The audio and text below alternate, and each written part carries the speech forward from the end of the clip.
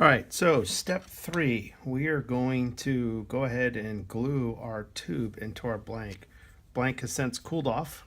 We're in a good place here. As you slide this tube in, we are going to put some glue inside the blank.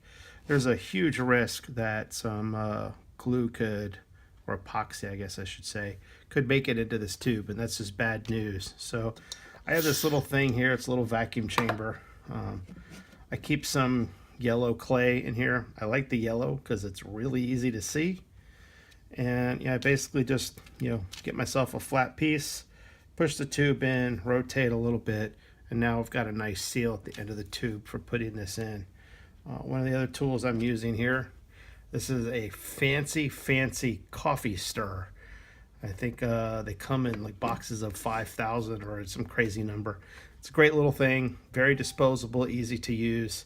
That's what I'm going to use to do the application. And then I'm working with basically Loctite 5-minute epoxy.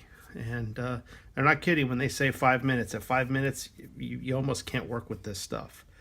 Now, you're supposed to measure this equal parts. I'm not a big fan of doing this type of measuring with epoxy because the stuff is messy and it's pretty much going to ruin anything you put on it. So I've come up with a second count. So basically for a tube of this size, I'm going to give myself 2 seconds of both parts. So I just get the glue flowing, the adhesive flowing. I go 1 1,000, 2 1,000, and that's it. I got my drop here. Now your 5 minutes starts when the hardener starts touching this. So at this point in time, you need to work purposefully and with good steady movement. But you don't need to rush. Just know you got 5 minutes here. So do this again. 1 1,000, 2 1,000. You can see I got pretty much a uniform both ways. So now I'm going to take my stir. Really important step, making sure that this stuff is as mixed up as possible.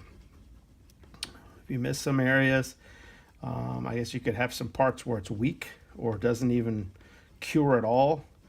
And especially when you're working with wood materials that need to be held together, you don't want that to happen. All right. So, you can take a good 15, 20, 30 seconds.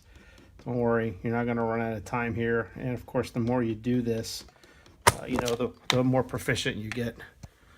Sorry about that. My tripod just went crazy on me here. Okay, back from our little technical difficulty there. So, finish the mixing. Since the end of the tube, the end of the blank is where you tend to have your thinnest. I like to put a little extra in the tube. I don't really ever put it all the way in. Not the tube, I keep saying tube, I mean blank. But I really like to have the ends done. And then I just scoop up a nice goop. You can do, probably half the tube is plenty. You don't need to worry about getting the whole tube because it's going to kind of squeegee off as you put it into the blank. And of course, the closer you get this to the fingers, the more mess you make on your fingers. And we don't need to talk about that. So then I just insert it, and as I'm inserting it, I give it a rotation. And this way I know that it's coating the tube properly, it's coating the blank properly, and I start to get a little bit of excess around here. So I got this, it's a tube insertion tool. I like it because it really allows me to get in there and get a good grip on it as I get close and not worry about my fingers, and I can get a really good rotation here. And now that extra stuff that's sitting around the end, the extra epoxy, is getting wrapped up around that tube. When I come back, I bring it almost to the end here, and then I remove my insertion tool.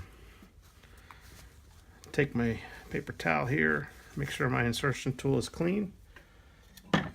Set that aside, and then I'm going to take this, and I'm just going to lightly and carefully remove the excess adhesive that I have around here. Doesn't really matter, I don't know that you really have to do it, but for the next hour or two, this thing's going to be sticky, and if it starts oozing, it's just going to make a mess. So why bother? All right, so there we have the tube in there. Generally speaking, 24 hours for this to cure properly. I think you can get away with 12. It just depends on your appetite for risk. But I almost always wait overnight, at least 12, 15 hours before I will put this on the lathe and do what I need to do with it. So that's it. So we are at the final step of preparation for gluing. Next step will be to square this up and put it on the lathe. We'll do that video next.